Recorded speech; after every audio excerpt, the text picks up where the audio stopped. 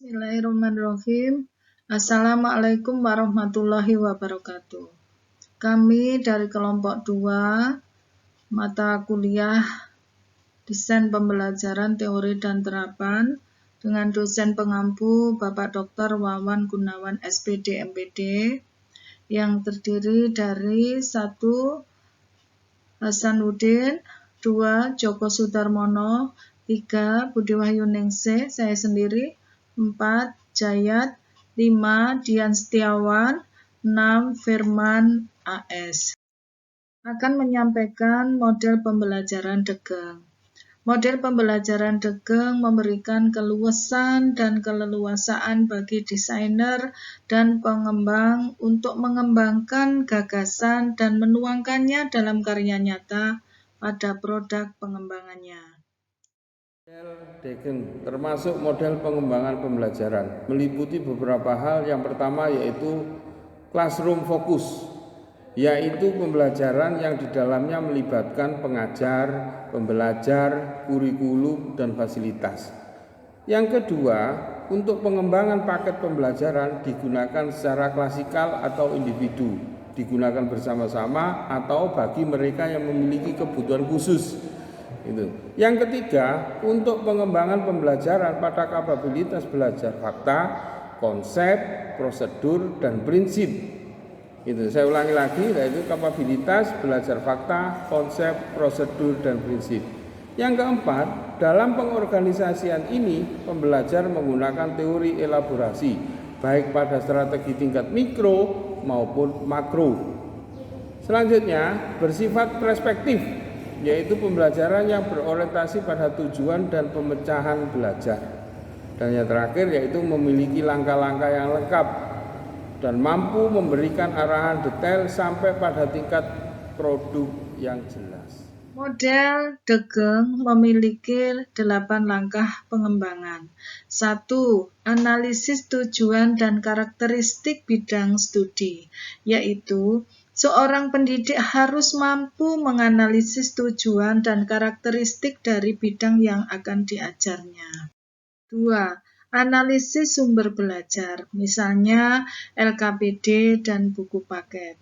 3. Analisis karakteristik peserta didik, misalnya peserta didik yang memiliki belajarnya atau minat belajarnya kurang. Motivasi dalam belajar mengajar juga masih rendah. Pembelajaran yang tidak memahami teori dan sebagainya. 4. Menetapkan tujuan dan isi pembelajaran, yaitu menetapkan kompetensi dasar, menjabarkan tipe isi bab, subbab yang akan diajarkan. 5. Menetapkan pengorganisasian isi pembelajaran. Dibutuhkan strategi dalam beberapa strategi yang dapat digunakan seperti makro dan mikro. 6. Menetapkan strategi penyampaian isi pembelajaran, yaitu biasanya menggunakan media pembelajaran yang mencakup bahan ajar yang dikembangkan, interaksi antara siswa dengan media yang dipilih. Baik, ini saya akan melanjutkan untuk presentasi pada hari ini. Saya melanjutkan yang nomor 7, yaitu menetapkan strategi pengelolaan pembelajaran. Untuk strateginya ini dibagi menjadi 4 poin. Yang pertama adalah penjadwalan penggunaan strategi pembelajaran. Di sini untuk penjadwalannya yaitu kapan dan berapa kali strategi pembelajaran itu dipakai dalam suatu pembelajaran. Untuk poin yang B, yaitu pembuatan catatan kemajuan belajar dari peserta didik. Di sini pembuatan catatan kemajuan belajar ini adalah untuk melihat efektivitas dan efisiensi dari suatu pembelajaran. Terus selanjutnya adalah yang poin C, pengelolaan motivasional.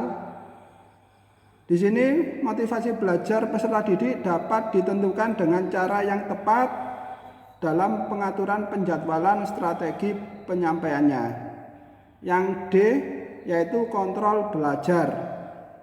Kontrol belajar di sini dianggap penting karena berguna untuk menetapkan agar strategi pengajaran itu benar-benar sesuai dengan karakteristik dari individu peserta didik. Baik, itu presentasi dari saya. 8. Mengembangkan prosedur hasil pembelajaran, yaitu suatu pembelajaran dianggap berhasil telah memenuhi tujuan dari belajar, dan prosedurnya bisa didasarkan pada efisiensi dan daya tarik pembelajaran itu sendiri.